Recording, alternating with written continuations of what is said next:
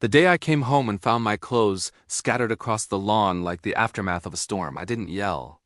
I didn't knock. I didn't ask questions. The locks were changed. A note taped to the front door, my wife's handwriting read, "Reflect on your actions." So I did. 3 years. That's how long I'd carried that house on my back. Mortgage, bills, repairs, while they lounged inside it like queens. My wife and her 3 sisters, unemployed, entitled, always talking about, "We are family, but family doesn't ambush you. Family doesn't exile you for asking for help." I told them we needed to cut back. I laid the numbers out like a doctor delivering a terminal diagnosis. We were bleeding money. I said, "If you expect me to keep paying this mortgage alone, some things have to change." Their faces hardened. My wife looked at me like I was speaking a foreign language. Her eldest sister rolled her eyes. The youngest laughed under her breath. Two like this.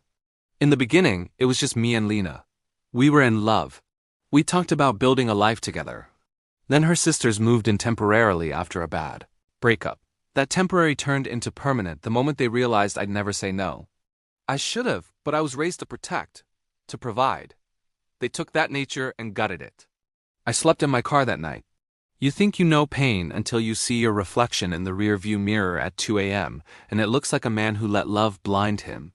That was the moment it started, the shift. I didn't get mad, I got methodical.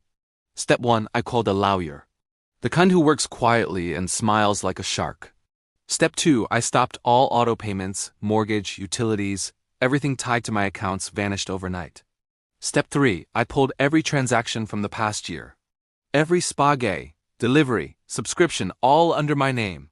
They spent thousands under my roof and my silence. I wasn't silent anymore. I began documenting screenshots, voice recordings, security footage.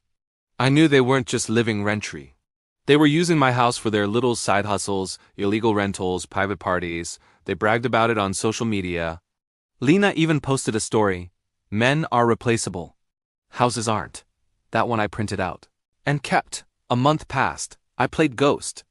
No calls, no begging, just a man watching from the shadows while the walls around them cracked. They had no idea the mortgage had lapsed, or that the electricity bill hadn't been paid, or that the HOA was getting complaints.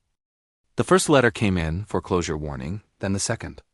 I watched them panic online, ranting about how the bank messed up and this system is broken. No, sweetheart. You broke it when you thought I wouldn't fight back. Then came the legal strike. My attorney filed for separation of financial responsibility, submitted evidence of exploitation, and here's the kicker: ownership dispute. Turns out I added Lena's name to the deed, but not the sisters, and I still owned 75%. We made a quiet offer to the bank, bought back the property through a third-party LLC I formed just for this. The house was technically no longer mine. It was my company's, and that company served them an eviction notice. I showed up on the final day. They were frantic, trying to drag trash bags of clothes into a rental car. The front yard looked like a clearance sale gone wrong. My wife ran up to me, mascara smudged, screaming, "You can't do this!" "Oh," I said, stepping past her. But I did. Her sisters started yelling too. Threats, insults, crocodile tears. The neighbors watched from across the street, like it was a reality show finale. I walked up the porch steps, pulled out my keys and opened the door. "You changed the locks." Lena shouted. "No," I said calmly, "I changed the game." Inside, the place was trashed, scratched floors, stained counters. Didn't matter. The locks clicked shut behind me.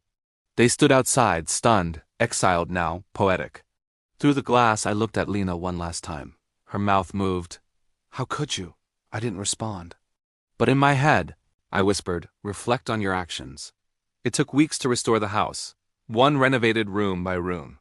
I burned the sheets, repainted the walls. I purged it of their scent, their chaos. I never answered Lena's calls. She sent messages, some angry, some apologetic. I didn't care. She taught me a valuable lesson. Love without boundaries becomes servitude. She took my kindness for currency. Now she's bankrupt. Funny thing is, I don't hate her.